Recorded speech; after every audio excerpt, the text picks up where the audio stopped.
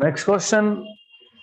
A bomb is dropped from an aeroplane when it is at a height h directly above the target. So you have an aeroplane which is dropping the bomb while being directly above the target. तो ऐसा है, मान लो this is that target which the bomb was suppose to hit. अब target को hit तो करना है, लेकिन लेकिन बिकॉज ऑफ मिसकैलकुलेशन क्या होगा? Because of the miscalculation the bomb is dropped when aeroplane is above it. जब टारगेट के ऊपर है, मान लेना ये टारगेट है, I am not drawing again, तो ये टारगेट है. You have aeroplane which is somewhere over here at a height of h and now the bomb is being dropped. तो पता है टारगेट आगे होना चाहिए तब बॉम्ब ड्रॉप करना पड़ता है, but the aeroplane is dropping bomb right when it is right above. So what will happen is this bomb will fall at some distance, और वो डिस्टेंस होगा रेंज. आपको क्या बोला है? Bomb is drop from aeroplane when it is at height h directly above a target. Target के directly ऊपर था तब ड्रॉप किया. If the aeroplane is moving horizontally with a speed of v, the distance by which the bomb will miss the target, it is nothing but range of the projectile. Range आपको पता है v into time of flight, और time of flight आता है यहाँ पे under root 2h by g. तो in short आपको range पूछा था घुमा घुमा के. तो simple question, nothing to write here. अगला question. An enemy plane is flying horizontally at altitude of 2 kilometers. Altitude मतलब height. So this is ground level. Let us say ground level से 2 किलोमीटर ऊपर enemy plane is flying. So you have enemy plane which is flying. So I'll mark this point. Let's say this is the point of enemy plane. आगे बोला है with a speed of 300 meter per second. तो height कितना है? 2 kilometers. 2 kilometers. H is 2 kilometer.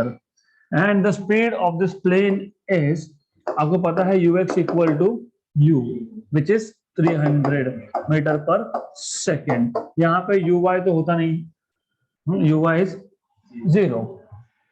An army man with an anti-aircraft gun on the ground sights the enemy plane when it is directly overhead. मतलब यहाँ पे एक army man था, when he sights, जब plane दिखा तो it was directly overhead, right?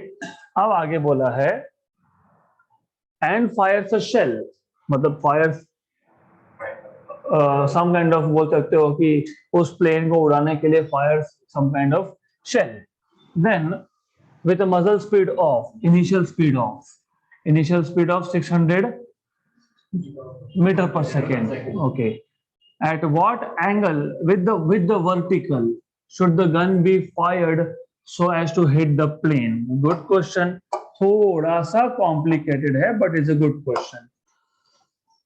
अब अगर आर्मी मैन डायरेक्टली ऊपर तो मार नहीं सकता है, because what will happen is two things. एक तो plane will overshoot, दूसरा डायरेक्टली ऊपर अगर थ्रो किया तो it will not be projectile motion, it will directly fall down at the same place. तो इसके लिए you need to understand कि when the army man is firing, this army man will fire at some angle with the vertical, और वो ऊपर देखा ना तो he will fire थोड़ा सा आगे की डायरेक्शन में. क्यों? क्योंकि उतने ही टाइम में this enemy plane should reach some point over here. मतलब यहाँ पे P पॉइंट पे आ जाएगा वो. तो enemy plane will reach point P. Question समझ लो पहले. There is a enemy plane. Speed is 300 meter per second, right? Army man has anti-aircraft gun, जिससे एयरक्राफ्ट को उड़ा सकता है. When he sights, the plane was exactly overhead. तो now by judgment of course, वो plane आगे जाएगा तो आगे ही फायर करना है, right? And they are asking you the angle with respect to vertical. तो ये जो एंगल बनेगा here with respect to vertical, this is what they are asking you, right? अब how to solve this question? बहुत simple है. You need to know one thing. जितने time में enemy plane E से P आया, मतलब horizontal distance travel किया, उतना ही हॉरिजॉन्टल डिस्टेंस शेल का भी होना चाहिए। हॉरिजॉन्टल, वर्टिकल की बात नहीं कर रहा हूं, क्योंकि ई से पी जितना डिस्टेंस कवर किया है किसने, प्लेन ने, उतना ही हॉरिजॉन्टल डिस्टेंस, क्योंकि इसके दो कंपोनेंट हो गए, एक वर्टिकल एक हॉरिजॉन्टल। तो ये जो शेल है, आर्मी मैन ने जो शेल फायर किया है, इसके दो कंपोनेंट है, एक है हॉरिजॉन्टल एक है वर्टिकल। तो जितना हॉरिजॉन्टल कंपोनेंट, जितना horizontal distance enemy plane cover करेगा, उतना ही हॉरिजॉन्टल डिस्टेंस शेल ने भी कवर करना चाहिए।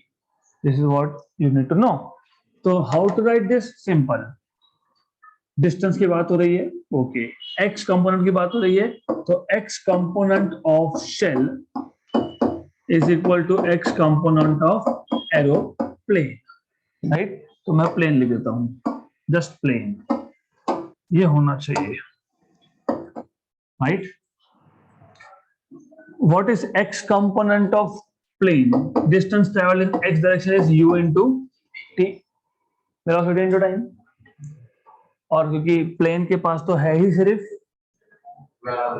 हॉरिजॉन्टल वेलोसिटी, वर्टिकल तो है नहीं, क्लियर। बट शेल के पास दो वेलोसिटी है, वर्टिकल एंड हॉरिजॉन्टल। तो यहाँ पे हमको लिखना पड़ेगा शेल का यस, राइट, शेल का x component of velocity, x, क्योंकि डिस्टेंस कौन सा है, x, into time t, t और t होगा कैंसल, तो ux ये शेल का है, याद रखना, कंफ्यूजन मत क्रिएट करना। और ये u जो है ये एरोप्लेन का है, तो याद रखो ये। देन tt गया, तो ux ऑफ शेल,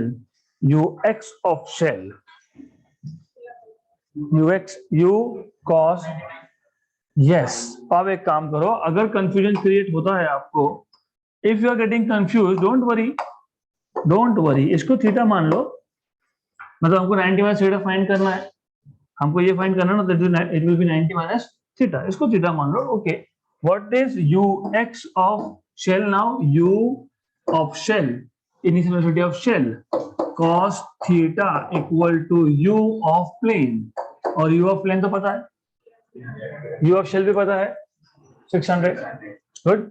तो 600 cos थीटा इक्वल टू 300, मतलब ये आ गया cos theta equal to half cos theta की value half, 60 degree, theta equal to 60 degree, तो theta 60 with respect to horizontal है, तो 90 माइनस थीटा क्या आएगा, 30 डिग्री, तो 90 माइनस थीटा इज 30 डिग्री, तो answer should be option number A.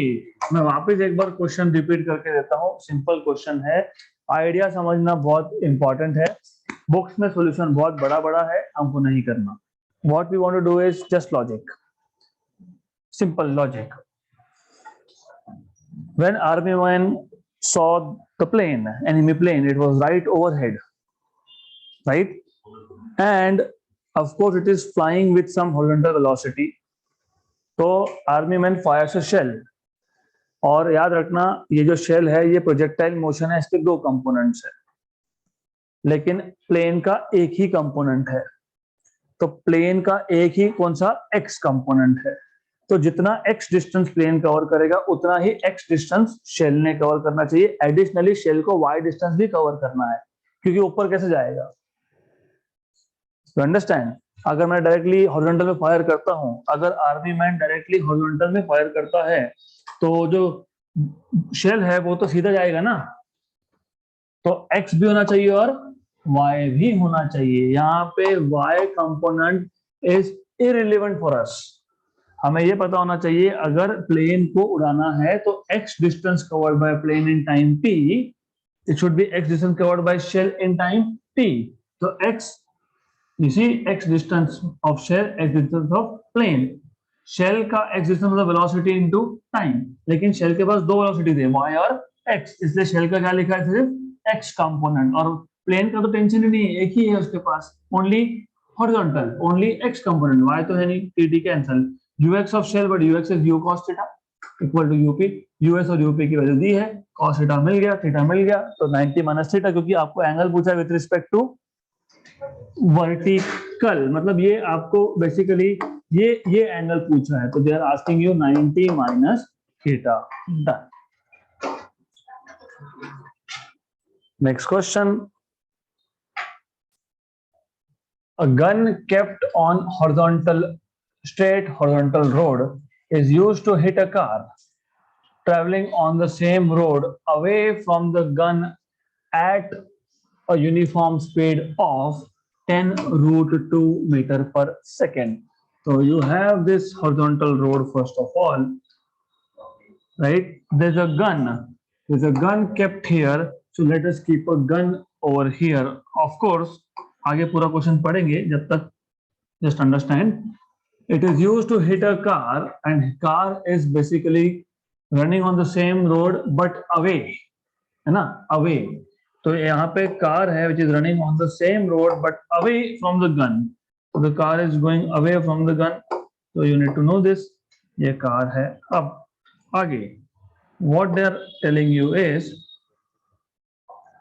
इसका speed बता दिया आपको कार का स्पीड, कार का एक ही कंपोनेंट है स्पीड का, याद रखना, that is only you component, x component, मतलब तो u इक्वल टू कितना, 10 रूट 2 किसका, कार का। तो एक काम करते हैं, यहाँ पे गड़बड़ नहीं होनी चाहिए, इसके लिए हम इसको अलग से लिख देते हैं, 10 रूट 2 मीटर पर सेकेंड। देन अवे है, remember this, it is away. आगे बोला है the car is at a distance of 150 meter from the gun. So this is gun. यहाँ पे ये पॉइंट है कार का, तो मैं एक काम करता हूँ, इसको बोलता हूँ ओ पॉइंट, ओरिजिन मतलब मान लो ये है ए पॉइंट। आगे बोला है the car is at a distance of 150 metre from the gun when it is fired at 45। तो you are not directly firing like this, you are firing at some angle. तो ऐसा बोला है आपको, you are firing at an angle of 45 degrees. आगे to the horizontal, of course, with what speed should the shell be projected so that it hits the car. So what should be the value of shell U S, ये find करना है। Initial velocity of shell कितना होना चाहिए so as to hit the car. समझा question? एक car है, there is a gun, there's a gun which is basically at some point on the horizontal road, एक horizontal road पे at some point there is gun, उसके आगे car है which is moving away from the gun, right? and इसका speed आपको दिया है, the speed is given to you is 10 root 2 meter per second। Gun में से शेल फायर होगा, वो शेल कार को हिट करना चाहिए, ऐसा आपको पूछा है। तो ये होने के लिए, for this to happen, what should be the speed of the shell? Don't ask me कि सीधा क्यों नहीं मारा, हो सकता है सीधा मारने की कोशिश की होगी, लेकिन उस केस में ये आपको पता है, you know that it goes something like this, right? Okay, तो दैट इज व्हाई। अब एक लेट अस अज्यूम कि ये जो कार है ये बी पॉइंट पे आ गया, जब ये कार बी पॉइंट पे पहुंचा तब यहां का जो शेल था it hits the car, right? Okay, तो अब यू शुड नो, यहां पे ओ से B, this is nothing but range of the projectile. तो जो पता है पहले वहां से स्टार्ट करो, वॉट एवर यू नो। तो OB is equal to range of projectile, or B is the point where the shell hits the car. So O is position of the gun, A is initial position किसका, car का, of the car, right? And B is the point where shell hits the car. वो जो gun से shell fire किया वो point B पे जाके car को हिट करेगा, करेक्ट। अब लॉजिकली सोचो, ठीक है, पहले ये देख लेते हैं, O B equal to O A plus A B, O A plus A B. Now what you know is, आपको इनिशियल डिस्टेंस भी दिया है, बताया है क्या, 150, तो ये डिस्टेंस आ गया आपके पास 150 metre. No No, read the question carefully. The car is at a distance of 150 meter away from the gun when it is fired. When it is fired, जब शेल फायर किया था तब distance between car and gun was 150। तो जितना time of flight रहेगा उतने ही time में ए से बी कार आएगा। So when the bullet या फिर shell was fired, at that time the distance was 150, right? तो टाइम ऑफ फ्लाइट जितने टाइम में ए से कार जाएगा बी पे और शेल जाएगा ओ से बी पे, राइट? तो then O B is range, पता है range of projectile. What is range of projectile? Two u x u y by g. जो पता है लिखते चलेंगे, बाद में देखेंगे। सो of course you need to learn such methods of solving. Start from zero, जो पता है वो लिखते जाओ। OB is range, but range is 2ux uy by g। सिर्फ कंफ्यूजन मत क्रिएट करना, ये ux uy शेल का है, रेंज शेल का है, तो मैं इसलिए पहले से लिख देता हूं shell equal to 150 OA। OA is distance covered by car।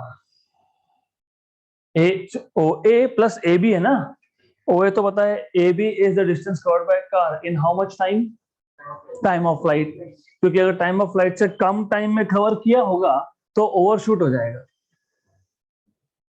अगर टाइम ऑफ फ्लाइट 10 सेकेंड है और कार ए से बी 8 सेकेंड में पहुंच गया तो बचे 2 सेकेंड में वो और आगे निकल जाएगा, तो shell will fall behind the car. अगर वो टाइम ऑफ फ्लाइट से ज्यादा टाइम में पहुंचने वाला है तो मान लो 12 सेकंड लग गए तो शेल पहले ही वहां पे जाके गिर जाएगा, राइट? तो याद रखना ये ए बी जो है ये distance travelled by the car in the time of flight, but what is distance in terms of velocity? Velocity is distance upon time. तो डिस्टेंस क्या हुआ? Initial velocity of car into time of flight, right? तो 2ux uy by g shell का हम बाद में देखेंगे सब, 150 प्लस uc आपको दिया है 10√2 time of flight. What is time of flight? 2uy by g। Time of flight 2uy by g, याद होगा 2u sin theta by g, किसका? शेल का, क्योंकि फ्लाइट तो शेल ने लिया ना, कार ने नहीं लिया। कार ने फ्लाइट लिया क्या? शेल ने। तो this and this cancel, this and this also cancel, correct? तो आपको मिल जाएगा यहां से ux, कैंसल कर दिया मैंने, अच्छे से देखो। हाँ वेरी गुड, नहीं होगा, एक्सेलेंट, नहीं तो हो गया था फिर अपना question solve. Very good, then you need to know this. अब द प्रॉब्लम हियर इज कि अगर आपको ux uy g मिल गया तो लेट्स सी अभी क्या क्या दिया है, क्या दिया है? जी की वैल्यू दी है, एंगल भी दिया है, कितना? 45, वेरी गुड। और आपको प्रॉब्लम ये है शेल का इनिशियल स्पीड फाइंड करना है। तो इफ यू रिमेंबर, अगर आपको याद होगा, ux होता है u cos थीटा, uy होता है u sin theta by g। g की वैल्यू दी है, we will not worry about this. This is 150 plus 10√2 2u sin theta, u है ना यहाँ पे, u है, भूलना मत। तो ईच एंड एवरी स्टेप जहां जहां पे गलती हो सकती है वहां पे मैं अभी करके बता देता हूँ, बाद में तकलीफ नहीं होनी चाहिए, बराबर? u भूल जाते लिखना, 2u sin theta by g, right? अब put the values that you know. U square आ गया, यू स्क्वायर आ गया, तो here you have u square, तो here you have u into u u square, और ये 2 रहने दो फिलहाल, देखते बाद में, बाई 10 यू स्क्वायर साइन और cos theta 45 45 sine 45 1 by root 2 cos 45 1 by root 2 1 by root 2 1 by root 2, ये 2 और ये 2 cancel, very good. This is equal to 150 plus g और 10 की वैल्यू है सेम, जी के लिए 10 बोली है इफ यू रिमेंबर, तो ये आ गया आपके पास रूट 2 इंटू 2 यू और साइन 45 वापस से cancel and cancel, correct, clear. अब ये आ गया आपके पास यहाँ पे, ये कैसे कैंसिल किया पता है ना, हाँ गुड। नेक्स्ट स्टेप में what you will have is U square by 10, you square by 10 equal to 150 plus 2u, 150 plus 2u।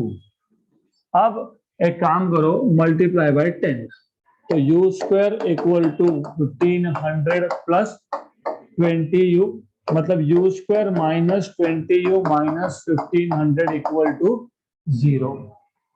Which are the two numbers? Multiplication is 1500 and addition is minus 20, 30 and 50, minus 50 and plus 30. So u square equal minus 50u plus 30u minus 1500 equal to 0. तो u square में से u common निकाल लो, u common निकाल लिया, u minus 50 plus 30 common निकलेगा, u minus 50 equal to 0, तो u minus 50 into U plus 30 equal to 0, तो u की वैल्यू या 50 होगी मीटर पर सेकेंड या फिर u की वैल्यू माइनस 30 मीटर पर सेकेंड। माइनस तो हो नहीं सकती, माइनस मतलब पीछे फेंक दिया, माइनस मतलब throwing right 50, option number D. Okay, तो इस क्वेश्चन का सॉल्यूशन ऐसा करना है, forget about what other books write, you need to apply basic knowledge and of course you need to apply formulas of kinematics.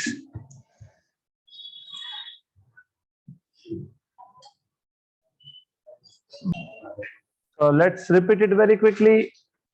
Question interesting and easy है, you just need to understand कि क्या बोला है आपको। ऐसा बोला है question में, आपके पास according to the condition you have a straight horizontal road on which there is a gun, so there is a gun here, then of course there is a car, तो यहाँ पे एक गन है, then there is a car, the car is basically ahead of the gun, और ये जो car है it is moving with some initial velocity of 10 root 2. The velocity of the car was 10 root 2 meter per second and the direction was away. So this car was going away. So it was going away. तो अब क्या करना पड़ेगा हमको पहले initial positions की बात करनी पड़ेगी। Gun is at O point, car is at A point, and initial velocity of the car is 10 root 2 meter per second. आपको ये बोला है कि यहाँ पे जो गन है इसमें से जो शेल होगा that will be fired at an angle of 45 degrees with some नहीं 450 नहीं, okay, so with some velocity that is u shell, initial velocity of the shell is u shell, और आपको ये u shell find करना है, this is what they are trying to ask you.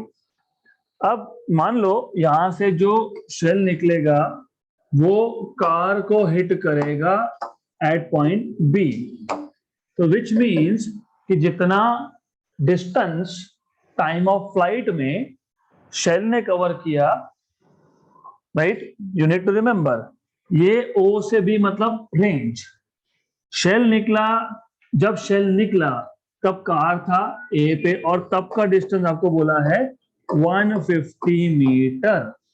जब shell ओ से B पहुंचेगा तब car को भी ए से बी पहुंचना है, जितने टाइम में शेल ओ से बी पहुंचा उतने ही टाइम में कार को ए से बी पहुंचने, उतने ही टाइम में मतलब इतने टाइम में।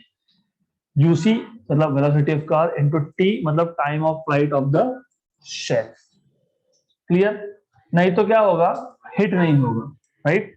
तो one shell is wasted basically. Then OB is equal to OA plus AB, लेकिन OB इज रेंज, किसका रेंज? शेल का रेंज। और आपको पता है OB ये जो रेंज है शेल का, रेंज इज गिवन बाय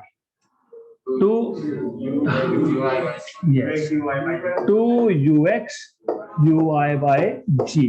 अब जरूरी नहीं है कि आप ऐसा ही लिखो, बुक टू बुक चीजें वेरी करती है। बहुत सारी जगह पे ये टाइम ऑफ फ्लाइट को कैसा लिखा होगा, टाइम ऑफ फ्लाइट को ऐसा भी लिख सकते हो, 2UI बाय G, डायरेक्टली लिख दिया। तो ए से भी डिस्टेंस डायरेक्टली लिख सकते हो। Okay, range also in terms of UI लिख दिया, fine, no issues, fine, good. Then OB is R is 2UX UI by G. This is 150 and this is UC 2UY by G. Direct cancel मत करना, number one. Okay. Then you have to substitute for UX, U cos theta, UI। अब याद रखो shortcuts कैसे create करते हैं, कैसे generate करते हैं। जब 45 डिग्री एंगल हो ना तो UX UI सेम आता है। UX is U cos theta, U cos 45 is U by root 2 और UI भी U by root 2। तो अगर ये चीजें याद होगी तो ये डायरेक्टली G की वैल्यू आ गई 10, UX और UI दोनों U by root 2 है तो U square by 2, U by root 2 U by root 2, cancel और cancel, equal to 150 plus UI is 10 root 2, 2 G is 10, UI is U by root 2, cancel cancel cancel cancel, आ गया। यही तो था U square by 10 था, U square by 10, 150 plus 2, solve करो quadratic equation ना। Next question, the horizontal distance x and the vertical height y of a projectile at a time t are given by x equal to 80, y equal to bt square plus ct, where a, b and c are constants. What is the magnitude of velocity of projectile 1 second after it is fired? देखो question समझ लो, easy question है। आपको ये बोला है that when you fire a projectile, तो projectile जब fire करोगे at any instant of time, x and y coordinates of the projectile are given to you. X equal to 80, y equal to bt square plus ct. ct, yes, correct। यहाँ तक clear? तो you see time पे depend करता है, मतलब with time projectile भी आगे बढ़ेगा। अगर बोल दिया x इक्वल टू ए, खत्म, राइट। मतलब क्या होता है पता है? x equal to A, x equal to constant का मतलब पता है? अगर x में टाइम नहीं होता, y में होता, this is what it means, the object is just going up with time in y direction, x remaining the same, मतलब ball is thrown vertically upwards.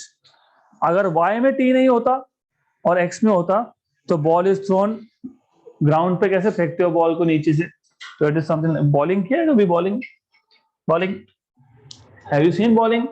हाँ, यस। तो you should no this basic things. अब आपको बोला है कि 1 second के बाद प्रोजेक्टाइल को प्रोजेक्ट करने के 1 सेकंड के बाद उसका इंस्टेंटेनियस वेलोसिटी क्या होगा। फर्स्ट ऑफ ऑल वेलोसिटी पूछा है क्या? Yes. What is the magnitude of velocity?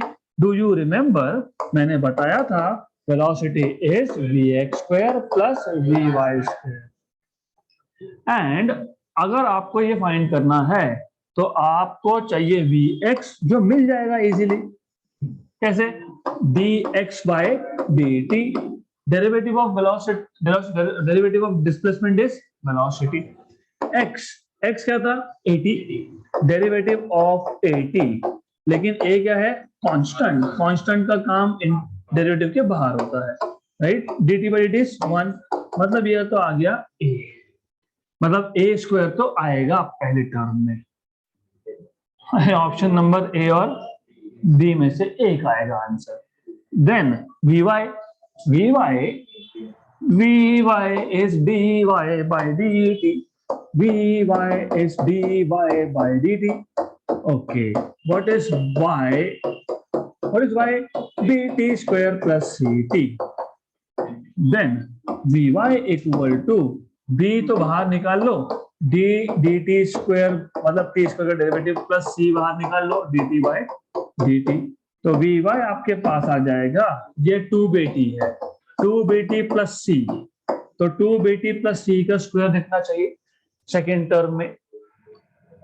2bt plus c नहीं है, क्यों नहीं है? टाइम t इक्वल टू 1 पे बोला है, तो velocity vy at t equal to 1 it is 2b into t की वैल्यू 1 प्लस c, तो आपको vx मतलब a का स्क्वायर है ना, vx इज a स्क्वायर, तो therefore v equal to under root of vx is a square plus vy is 2b plus c इसका square. सिर्फ यहाँ पे लिखते वक्त ये स्क्वायर रूट नहीं लिखते हैं, स्क्वायर रूट की जगह पे रेज टू पावर हाफ लिखते हैं, तो ऐसा होना चाहिए, ऐसा होगा, देखो यहाँ पे ए, तो option number A. Okay, option number A, good.